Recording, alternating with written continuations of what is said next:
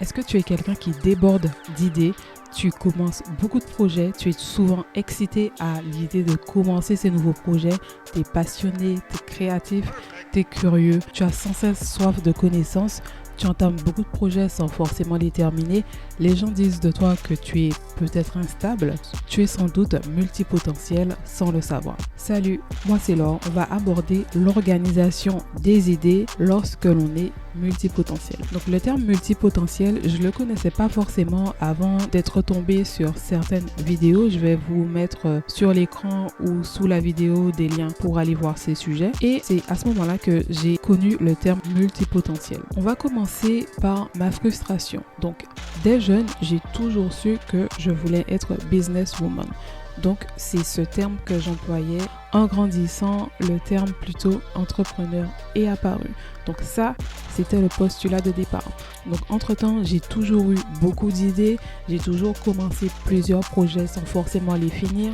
J'étais toujours excitée à l'idée de commencer des nouveaux projets. Quand tu es comme ça, tu entends souvent la phrase « Eh bien non, en fait, il faut que tu arrêtes de vouloir mener plusieurs projets en même temps pour te focaliser sur un seul projet. » Mais sauf que quand tu es multipotentiel, tu as vraiment du mal à faire ça. Du coup, j'ai toujours vécu le fait d'aimer pas mal de choses, d'aimer plusieurs domaines d'activité, etc. Je suis vraiment très curieuse et j'adore l'apprentissage. Moi, j'ai toujours vécu ça un peu comme une espèce de faiblesse. Par exemple, une fille dont sa mère était infirmière, donc elle a toujours su dès petite qu'elle voulait être infirmière et finalement elle a poursuivi des études en infirmerie et elle est devenue infirmière. Moi, j'avais toujours eu du mal à me positionner sur un domaine, sur un créneau. Ensuite, un jour, j'ai eu un déclic. Je me suis dit, mais et si tu renversais ta pensée? Et si tu renversais ton système de pensée?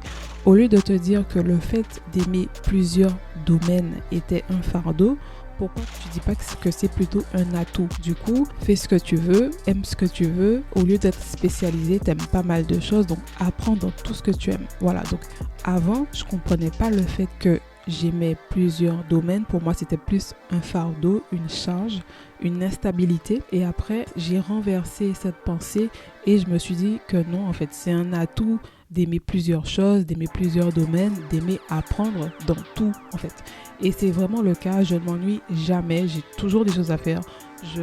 J'aime constamment apprendre, j'adore ça, l'apprentissage, etc. Là, je t'ai donné un petit peu des pistes qui pourront t'indiquer si tu es multipotentiel ou pas. On va aborder maintenant un article que j'ai trouvé très intéressant sur le net et on regarde ça tout de suite. Donc du coup, je vais te mettre le lien de cet article que je trouve excellent. Il est bien détaillé, il me parle en tout cas avec des mots vraiment qui résonnent en moi. Donc je t'invite à le lire. On va juste passer en revue quelques petites choses. Donc tu auras la définition de multipotentiel. Donc c'est plutôt quelqu'un de curieux, créatif, passionné, qui a constamment besoin d'être stimulé. Il y aura également un questionnaire qui va te permettre justement de voir si tu es multipotentiel ou pas. Et ce que j'ai aimé et que j'ai appris du coup justement, c'est qu'il y a plusieurs types, plusieurs familles de multipotentiels. Donc les neuroabsorbants, les éthicomaniaques, les hypersensibles, les surempathiques, ok, et les atypiques. Donc moi, je me considère un petit peu dans la catégorie atypique. Donc leur sphère d'intérêt est plus large et pluridisciplinaire. Autodidactes, ils demeurent des éternels apprentis qui ont soif de savoir et d'apprentissage. Vraiment, ce sont des mots qui me parlent. Autodidacte, éternel apprenti, soif d'apprentissage. On continue.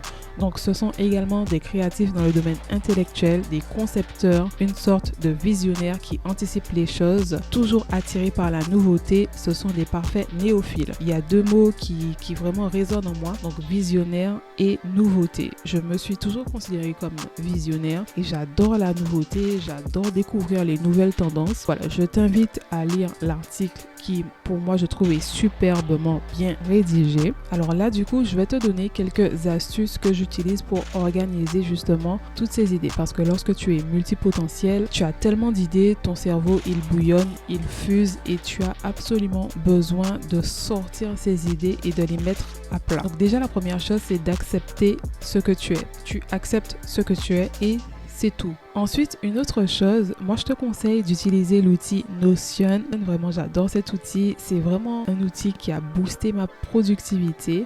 Moi, je l'utilise pour organiser mes idées. Avant d'utiliser l'application Notion, j'écrivais mes idées sur mon téléphone, des feuilles blanches, sur mon agenda, sur mon PC, je faisais un fichier Excel ou un fichier Word. Voilà, mes idées, mes projets étaient éparpillés sur pas mal de supports. Grâce à Notion, donc tu utilises uniquement Notion pour répertorier tes idées, pour sortir tes idées de ta tête et tout est bien organisé. Tu ouvres Notion et il y a tout. Tu peux tout faire, des tableaux, organiser tes idées. Donc là, par exemple, on est sur mon application Notion. J'ai fait une page idées de vidéos et comme tu peux le voir, je note vraiment toutes les idées de vidéos que j'ai.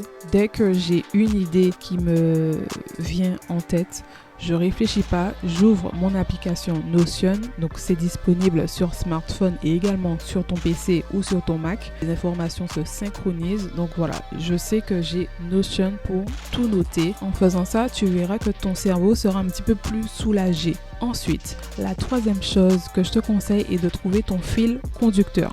Même si tu aimes plusieurs domaines, et que tu as la capacité d'exercer dans plusieurs choses, que ce soit côté personnel, côté professionnel, voilà, tu es attiré par pas mal de choses, il y a toujours, tu verras si tu analyses bien, il y a toujours un fil conducteur.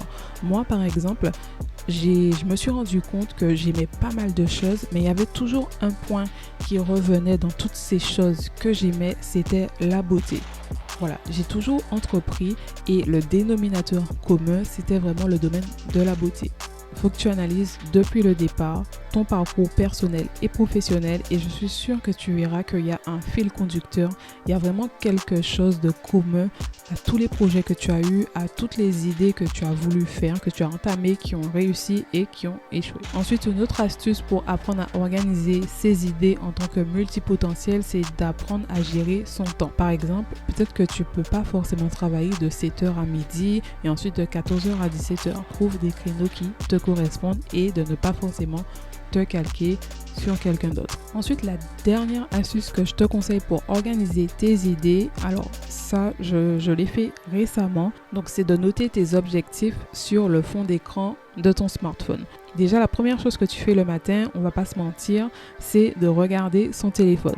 Donc du coup, dès que tu allumes ton téléphone le matin, tu as déjà la vision de tes objectifs en fait.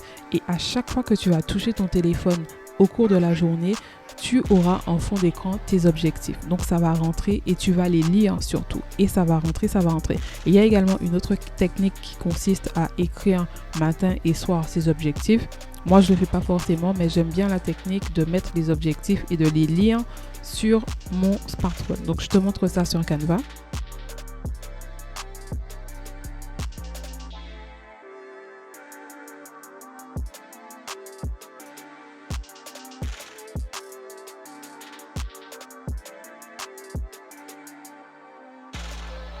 Tu peux bien sûr t'amuser, si tu as envie de mettre quelque chose de plus fun, tu peux le faire aussi. Mais moi, j'avais vraiment dans ma tête quelque chose de très basique pour être concentré uniquement sur les objectifs. Donc, il est important de détailler ces objectifs. Donc, tu mets souvent vraiment des nombres précis avec un temps précis.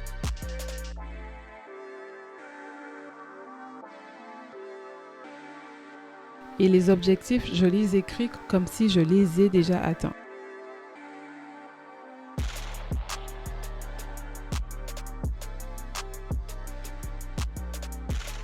Voilà, donc là par exemple, j'ai mon fond d'écran. Si toi tu veux rajouter d'autres choses, bien sûr tu le peux. Là c'est juste un exemple. Et ensuite donc tu télécharges. Je te laisse sous la vidéo les liens de 2 articles que tu pourras consulter par la suite pour en apprendre davantage sur le fait d'être multipotentiel. On se retrouve dans une autre vidéo. À bientôt. Bye.